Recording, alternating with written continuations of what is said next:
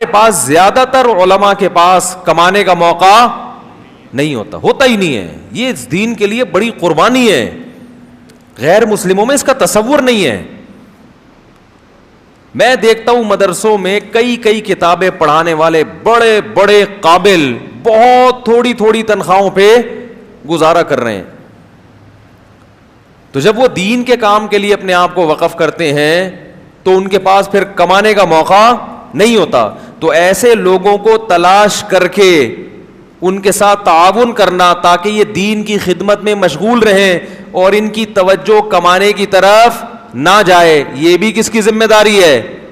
عوام کی ذمہ داری ہے, تاکہ وہ دین کے کام میں بے فکر ہو کے لگے رہیں, ان کو یہ ٹینشن نہ ہو کہ, کیونکہ مدرسوں میں اب تک جو تنخواہوں کا ریشو ہے نا وہ اتنا تھوڑا ہے کہ گورنمنٹ کا جو بالکل ایک تھکا ہوا ملازم ہوتا ہے نا اس کی تنخواہ بھی ایک شیخ الحدیث سے عموماً زیادہ ہوتی ہے, جو مدرسے میں سب سے بڑا عہدہ سمجھا جاتا ہے. اتنی تھوڑی تنخواہوں میں گزارا ہوتا ہے. اب یہ پتہ نہیں محتمم کا قصور ہوتا ہے یا چندہ نہیں آ رہا ہوتا یا کیا ہوتا ہے, یہ اللہ ہی بہتر جانے. میں محتمم کو برا بھلا نہیں کہوں گا, کیونکہ بعض مدارس کے محتمم ایسے ہوتے ہیں, میں کہہ بھی رہا ہوں, آپ بولے گے بھی تو کہہ رہے نہیں کہوں گا, لیکن تھوڑوں سو کے تو کہہ سکتے ہیں نا. بعض مدرسوں کے محتمم حضرات ایسے ہوتے ہیں, اگر کسی محتمم صاحب کو برا لگے تو بھائی آپ کے بارے میں کہہ ہی نہیں رہا میں, آپ ہیں ہی نہیں اس میں. وہ چندہ آتا رہتا ہے, اس پہ شارٹ کلپ لازمی بنانا ہے, تم نے بتا رہا ہوں میں, تمہارے ذمے بہت سارے قرضے ہو گئے ہیں تم دونوں کے ذمے, کیونکہ پورا بیان لوگ نہیں سنتے. یہ بہت اہم ٹاپک ہے جو میں بیان کر رہا ہوں, اللہ کرے کسی محتمم کو یہ سمجھ میں آ جائے. وہ محتمم حضرات بعض کیا کرتے ہیں, چندہ لیتے رہتے ہیں, مدرسے کی تعمیر ہو رہی ہے, بڑا زبردست مدرسہ بن رہا ہے, ایک اور بنا دیا, ایک تیسرا مدرسہ بھی بنا دیا, مگر اپنے اساتذہوں کی تنخواہیں ایسی رکھی ہوئی ہیں کہ جو گورنمنٹ نے کسی 11ویں اسکیل کی بھی, بولو بھائی, نہیں ہوتی. 11ویں اسکیل کا آدمی بھی زیادہ اچھا کما رہا ہوتا ہے اور اس کو ریٹائر ہونے کے بعد بھی ملتا ہے, اور بھی علاج میں بھی بہت کچھ ہوتا ہے, اس کے بہت ساری سہولتیں ہوتی ہیں, لیکن مدرسے سے ریٹائرمنٹ پہ بھی بیچارے محتمم استاذ کو کچھ بھی نہیں ملتا. جب محتمم کا موڈ آف ہوا ایک لیٹر پکڑا دے گا, پتلی گلی سے نکل لو. اب وہ نکل کے کہاں جائے, وہ تو بیچارہ نہ دنیا کے قابل رہا اور مدرسوں میں بھی تدریس کی بسا اوقات جگہ نہیں ملتی ہے تو اس سے بھی زیادہ غریب مدرسہ ملے گا. اور پھر گھر میں جو بیوی کے تانے, پھر بچے, پھر یہ اور وہ, ایک ٹینشن. لیکن اللہ نے علماء کو استغنا دیا ہوتا ہے.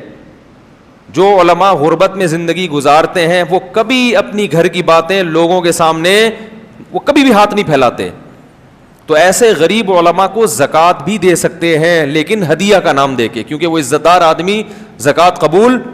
اب مجھے نہ پکڑانا شروع کر دیں کہ میں اپنے فضائل نہیں بیان کر رہا, میرے پاس اللہ کا دیا بہت کچھ ہے الحمدللہ, لیکن آپ کی یہ ذمہ داری ہے کہ آپ ایسے مدرسوں میں جا کے ایسے اساتذہ جو دن رات محنت کرتے ہیں ان کو ڈائریکٹ چپکے سے جا کے پکڑا دیں. سب کے سامنے ہدیہ دیں گے نا تو محتمم تنخواہ اور کم کر دے گا, کہہ رہے تمہیں تو دائیں بائیں سے بہت مل رہا ہے, تمہیں تو ادھر ادھر سے بہت مل رہا ہے, ہمیں پتا ہے بیٹا تمہارے مریدین تمہیں دے رہے, تنخواہ اور کم کر دے گا اس. سب محتمم نہیں جو سن رہے ہیں ان کے علاوہ کی بات کر رہا ہوں بار بار.